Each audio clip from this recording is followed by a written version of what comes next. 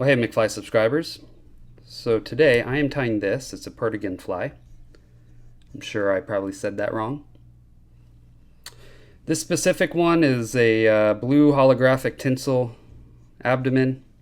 I'm using for the hot spot chartreuse. These are really simple flies, but very effective. So when you put on the bead, the easiest way is to stick the bead in your hand and put the hook point while the bead is in your hand through the eye of the bead and slip it on that way. That's the easiest I've found. When you put it back in your hook, you want to make sure you can see here, at least with these beads, there's a round part and then there's a flat part. Well, the flat part, when it's on, it won't seat correctly. You want to make sure the round part is up and then it'll seat perfectly.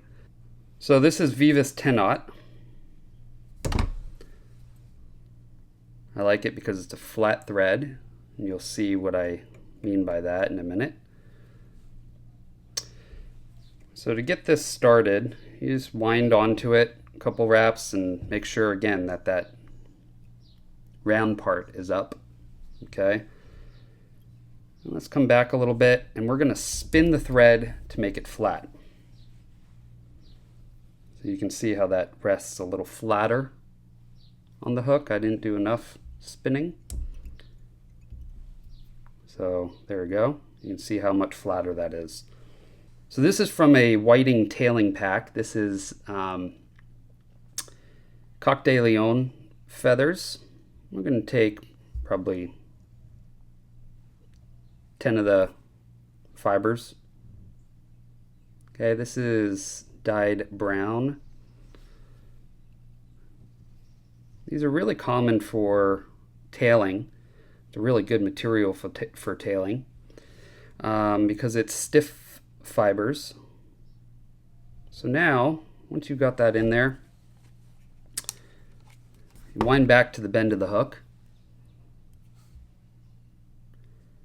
You can see how using a flat thread there really kind of is beneficial, makes it a thinner base.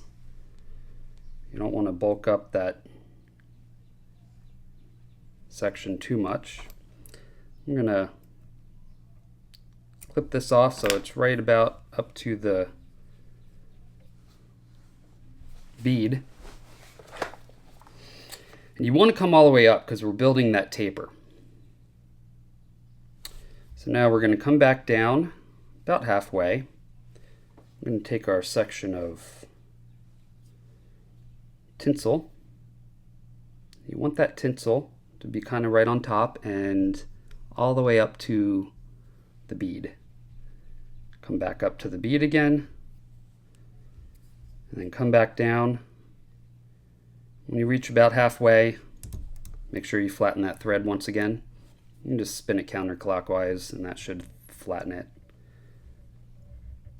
We're going to come back.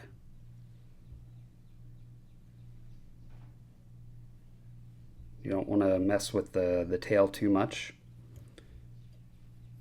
Come back up. You want this as smooth as possible. All right. So now we just wrap this with touching wraps up the hook shank.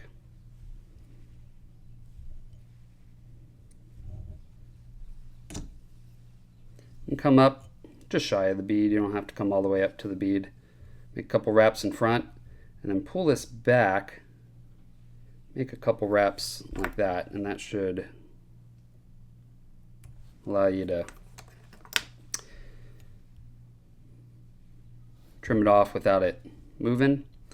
Now these scissors I really like. They're really fine tipped scissors and it allows you to get in really tight. You can see there's almost no tag end there. So we come back. We want to flatten that thread once again. And we take our whip finisher. You go from back to front with the whip finish, and that should make it a nice clean whip finish.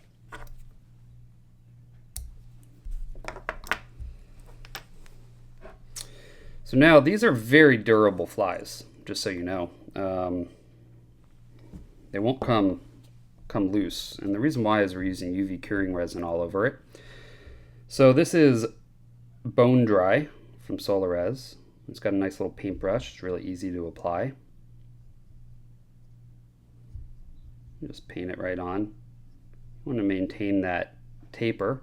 You don't want it bulked up in one area or another. Paint that on, cure it.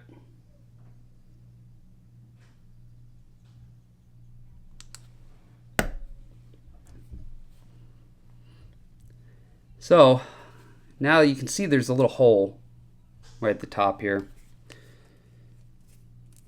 I'm going to take the thin hard formula.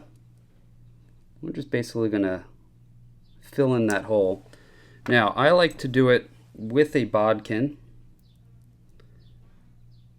So we're going to take the resin. We're going to try to not get too much resin, just a little bit,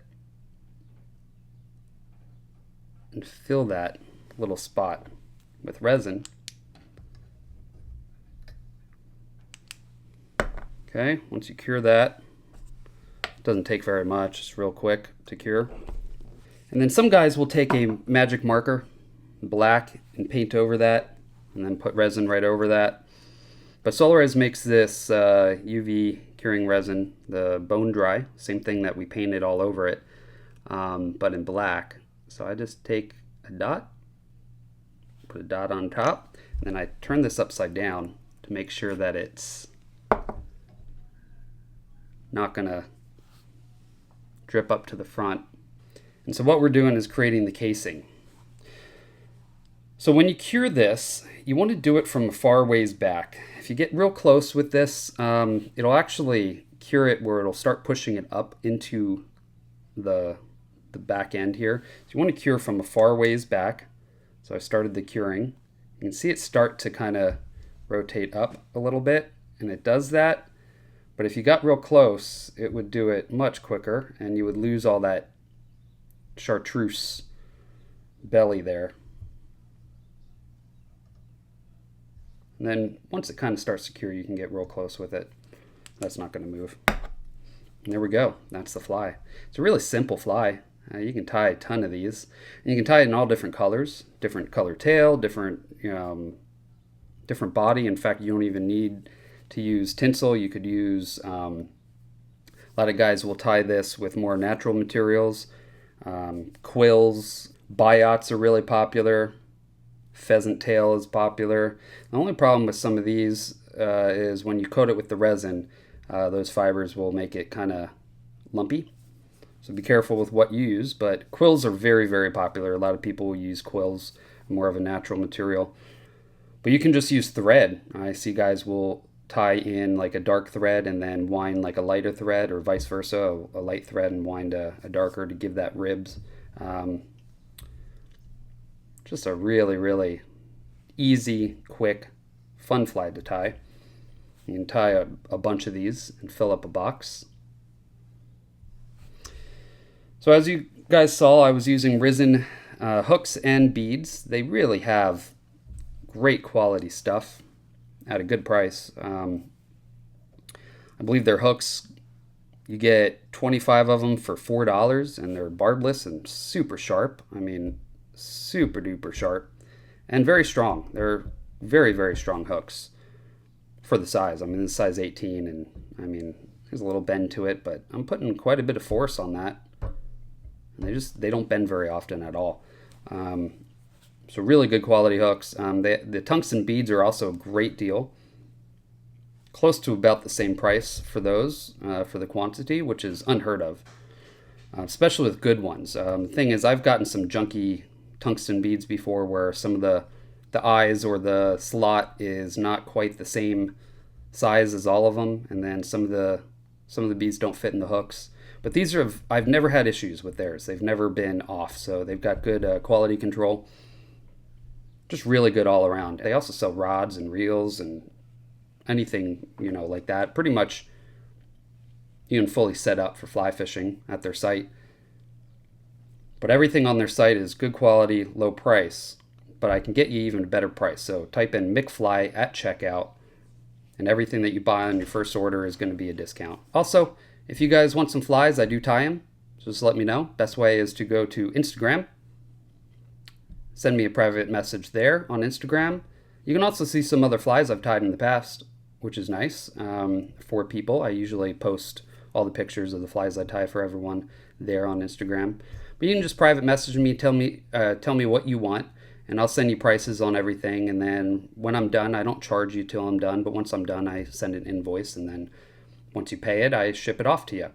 Obviously, I send you pictures beforehand for you to approve before I go ahead and charge you. I'm tying this actually for someone. His name is Ryan. His Instagram is Ryan K. Romero. You can go check him out on Instagram. He's got some cool photos of some flies and whatnot. He's bought a couple flies from me, so a lot of his fish that he catches, some of them are on flies that I've tied for him. But yeah, nice kid. Go check his stuff out on Instagram if you're on there as well. Well, thanks for watching, guys. If you haven't already, please subscribe. I've got tons of videos similar to this. And also, if you could, hit the like button. It helps me out. And I will see you on the next video. Now you go catch some fish.